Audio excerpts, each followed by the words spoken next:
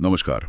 आज हम Web3 wallets की थोड़ी पेचीदा दुनिया को समझने की कोशिश करेंगे। हमारे पास कुछ अच्छे स्रोत हैं और मकसद ये है कि ये वॉलेट्स काम कैसे करते हैं, कितने तरह के होते हैं और सबसे ज़रूरी इनकी सिक्योरिटी का क्या सीन है। बिल्कुल।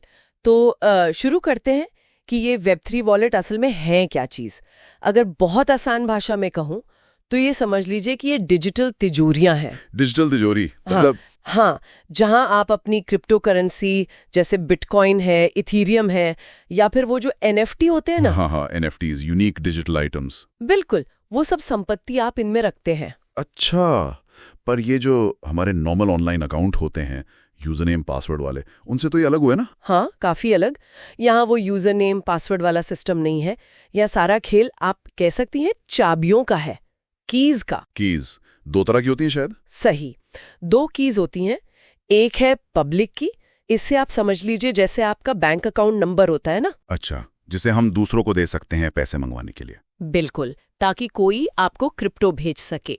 ये शेयर करने में कोई हर्ज नहीं है। ठीक है। और दूसरी वाली, वो शायद ज्यादा सीक्रेट होती है। हाँ, वो है प्राइवेट की। देखिए, ये सिर्फ पासवर्ड नहीं है, ये असल में आपकी संपत्ति का मालिकाना हक है। यही वो चाबी है जिससे आप अपने फंड्स को कंट्रोल करते हैं। ओह, मतलब ये खो गई तो समझिए संपत्ति गई, क्योंकि ब्लॉकचेन पर कोई सेंट्रल अथॉरिटी नहीं है, कोई बैंक नहीं है जो आपकी मदद कर सके। यही तो विकेंद्रीकरण है। सही बात, ताकत भी और जिम्मेदारी भी। तो ये प्राइवेट की बिल्कुल गुप्त रखनी है। बिल्कुल, इसी से आप लेन देन को मंजूरी देते हैं, साइन करते हैं। तो ये चाबियां रहती कहाँ हैं, मतलब इन्हें मैनेज कैसे करते हैं? यहीं पर वो वॉलेट्स के प्रकार आते हैं, शायद हॉट और कोल्ड वॉलेट्स। हाँ बिल्कुल, मोटे तौर पर 2 कैटेगरी हैं। पहली है हॉट वॉलेट्स। ये वो सॉफ्टवेयर वॉलेट या ब्राउजर एक्सटेंशन होते हैं जो इंटरनेट से जुड़े रहते हैं, जैसे वो MetaMask, trust wallet, Coinbase wallet, है ना? हाँ बिल्कुल, ये रोजमर्रा के इस्तेमाल के लिए, छोटे मोटे ट्रांजैक्शन के लिए काफी आसान होते हैं, सुविधाजनक है। लेकिन क्योंकि ये हमेशा ऑनलाइन है तो इनमें रिस्क भी ज्यादा होगा, मतलब हैकिंग वगैरह का। निश्चित रूप से। यहीं पर दूसरे टाइप के वॉलेट्स आते हैं, कोल्ड वॉलेट्स। Cold wallets? हाँ, ये ऑफलाइन वाले? हाँ, ये हार्डवेयर डिवाइस होते हैं, पेनड्राइव जैसे दिखते हैं, लेजर या ट्रेजोर जैसे ब्रांड्स हैं इनके। या फिर पेपर वॉलेट भी होता है जहाँ की कीज कागज पर प्रिंटेड होती हैं। अच्छा, तो ये ऑफलाइन होने की वजह से ज्यादा सेफ माने जाते होंगे, खासकर अगर ज्यादा फंड्स रखने हो या लंबे समय के लिए होल्ड करना हो। एकदम सही, क्योंकि वो इंटरनेट से कनेक्टेड ही नहीं है, तो उन्हें ऑनलाइन तरीकों से हैक करना लगभग नामुमकिन हो जाता है। इसीलिए ज्यादातर लोग अपनी बड़ी होल्डिंग्स कोल्ड स्टोरेज में ही रखते हैं। तो कुल मिलाकर सिक्योरिटी यहाँ सबसे बड़ा मुद्दा है। ब्लॉकचेन खुद जाए कितना भी सिक्योर हो, वॉलेट की सुरक्षा तो यूजर के ही हाथ में है। बिल्कुल। यहीं पर वो सीड फ्रेज की बात भी आती है। ये क्या होता है? रिकवरी फ्रेज भी कहते हैं शायद? हाँ, सीड फ्रेज या रिकवरी फ्रेज, ये आमतौर पर 12 या 24 शब्दों का एक खास सेट होता है। ये समझिए आपकी प्राइवेट की का मास्टर बैकअप है। Master backup? हाँ, अगर आपका डिवाइस, मान लीजिए फोन या हार्डवेयर वॉलेट खो गया या खराब हो गया, तो इसी सीड फ्रेज का इस्तेमाल करके आप किसी दूसरे डिवाइस पर अपना पूरा वॉलेट और सारी संपत्ति रिकवर कर सकते हैं। ओ बाप रे, मतलब ये सीड फ्रेज खो गया तो सब खत्म, हाँ, परमानेंटली? हाँ, कोई फॉरगॉट पासवर्ड वाला ऑप्शन नहीं है। इसीलिए इसे प्राइवेट की से भी ज्यादा संभाल कर रखना होता है। ये तो बहुत बड़ी जिम्मेदारी है। हाँ, तो इसे सुरक्षित रखने के सबसे जरूरी तरीके क्या हैं? इसे कहाँ रखें? देखिए, सबसे पहला और सबसे जरूरी नियम, अपना सीड फ्रेज किसी के साथ शेयर ना करें, कभी भी नहीं, ना ऑनलाइन ना ऑफलाइन। ठीक है।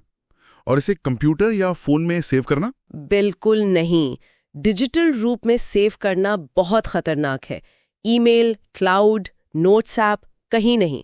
सबसे अच्छा है इसे कागज पर लिखें या आजकल मेटल प्लेट्स आती हैं, उन पर उकेड़ लें और फिर उसे एक नहीं बल्कि 2-3 सुरक्षित जगहों पर छुपा कर रखें, ऑफलाइन। समझ गया, ऑफलाइन मल्टीपल कॉपीज। और रोज के इस्तेमाल में हॉट वॉलेट यूज करते समय क्या ध्यान रखना चाहिए? देखिए, सतर्कता बहुत जरूरी है।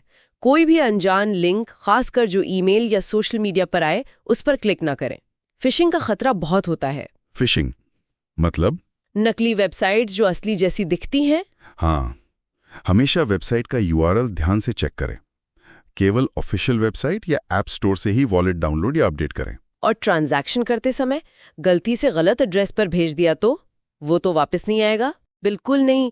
ब्लॉकचेन पर ट्रांजैक्शन रिवर्सिबल नहीं होते हैं, इसीलिए हर बार पैसे भेजने से पहले एड्रेस को 2 बार 3 बार चेक करें, अमाउंट चेक करें। हाँ, ये छोटी छोटी बातें बहुत मायने रखती हैं। और एक और चीज, स्मार्ट कॉन्ट्रैक्ट्स।